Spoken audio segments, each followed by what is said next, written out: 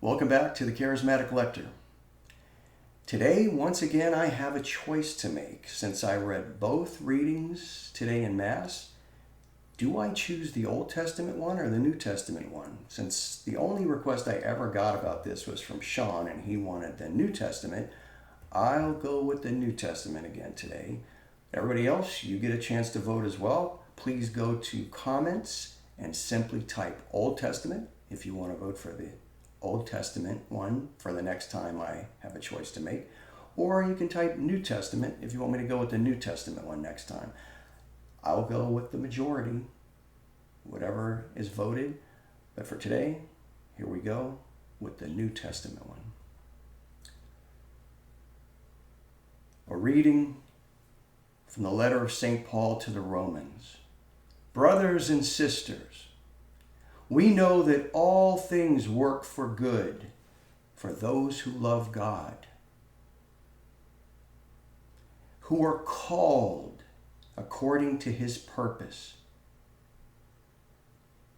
For those he foreknew, he also predestined to be conformed to the image of his Son, so that he might be the firstborn of many brothers and sisters. And for those he predestined, he also called. And for those he called, he also justified. And for those he justified, he also glorified. The word of the Lord. All right. A short one today, but a very thought-provoking one. Several awesome concepts in this one to discuss, so let's jump right in. We'll start like we usually do, going line by line, interpreting what Paul is saying to the Romans today. First, he says, we know that all things work for good for those who love God. Well, he adds that for those who love God. So let's figure out what that means first. What I equate for those who love God to is you're one of God's people. Because stay with me here. If you're one of God's people, you're going to love God. And if you love God, it follows that you're probably one of his people. Thanks to Professor Midius for my lessons in logic. So right there in the first line, we hit a deep, controversial topic. If you're one of God's people, all things work for good for you. What does that mean exactly? Does that mean that everything that happens in your life is good?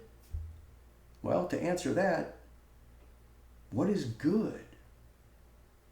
What's the definition of good? Is that pleasant? Is it enjoyable? Does that mean it's pleasurable? No, not necessarily. That's not what good means. Although many want to interpret it that way, good is a very subjective, relative term.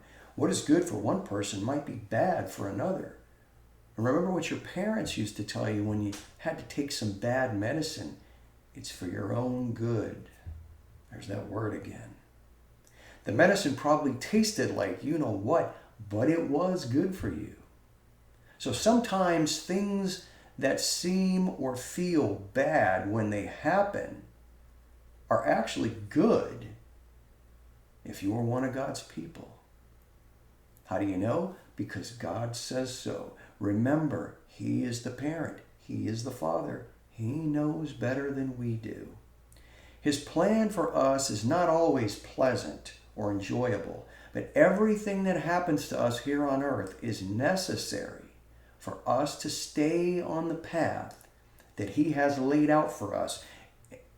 And even if we don't eventually see the good in certain events that seem bad, we will see the good in them when we get to heaven and realize that they were necessary for our path to salvation. And isn't that good? So it's all good if you get to heaven, right? Now, let's jump into another juicy topic that comes up next in the the letter today. Predestination. Ooh, I love this concept. I have thought about it many times in my life. Paul says those he foreknew, meaning he knew before they were born that they would be one of God's people. God also predestined them to, etc., etc., etc. Predestination. Do we actually have free will? Or are we predestined? Are your lives and everything in them, every decision you make, every mistake, every word you speak, is it all predetermined, predecided, written in stone before you are even born?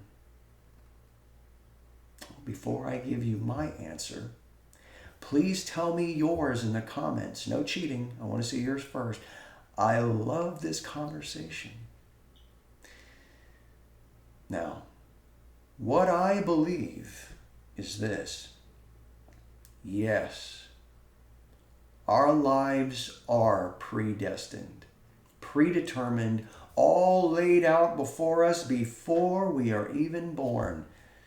God would not be all-powerful, all-knowing, omniscient if they weren't already planned.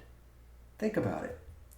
God's plan is not just a plan for one moment or one life even. It's a plan for all moments in all lives from the beginning of time till the end of time. How extremely intricate must that fabric be? So complex that we humans could not even wrap our heads around it. Of course, the great designer, the creator, the supreme being, God, did not leave anything to chance in his grand plan for humanity. It has to end the way he wants it to end. So everything has to be meticulously planned out, all before it happens. Even before he started creation itself by speaking the light into the darkness. Before he created the angels or mankind, he knew all of us and all of our lives and all of our decisions. But I also believe that we have free will. What, Gerald? How can that be? How can we have both free will and be predestined to live our lives according to a meticulous plan that covers every decision we will ever make? Well, I've thought about this for years and years. And here's how I think it works. God created each of us down to the DNA and knew which family we would be born into, which people we would meet, even which moments we would face in life. Now, a being with that much power and omniscience, don't you think he knows how his creation will behave? How it will operate in certain situations when faced with certain decisions with these exact set of parameters? I think, like all good architects and builders and engineers, he knows exactly how we will act and decide in every moment, every dilemma before he creates us. He gives us free will to make our own decision, but because we are his creatures, his creation, playing our part in his plan, he knows what we will do 100% of the time. He knows the future. So, free will and predestination are both true, side by side. We have free will to make our decisions, but God already knows the choices we will make, they are predestined. Now, if you're skipping ahead, you're saying to yourself right now, well, Gerald, if that's true, then God knows before we are born if we are going to heaven or not. Ooh, that's a big one. That's a good one. And to that, I say, yes, he does. That is correct. Look at that last passage in Paul's letter. It is a sequence of events, or a life cycle, if you will, for the life of one of God's people. What does it say? It says he foreknew us. And for the ones he foreknew, he also predestined us. So he calls you during your life, because for the ones he predestined, he also called. So he calls you during your life to do work for him according to his purpose, meaning his plan. And that's leading us to the next step in the cycle. For those he calls, he also justifies. So while you are doing God's calling for you, he will justify you to those around you and to the host in heaven. And what's the next step and the final step in the life cycle? Those he justified, he also glorifies.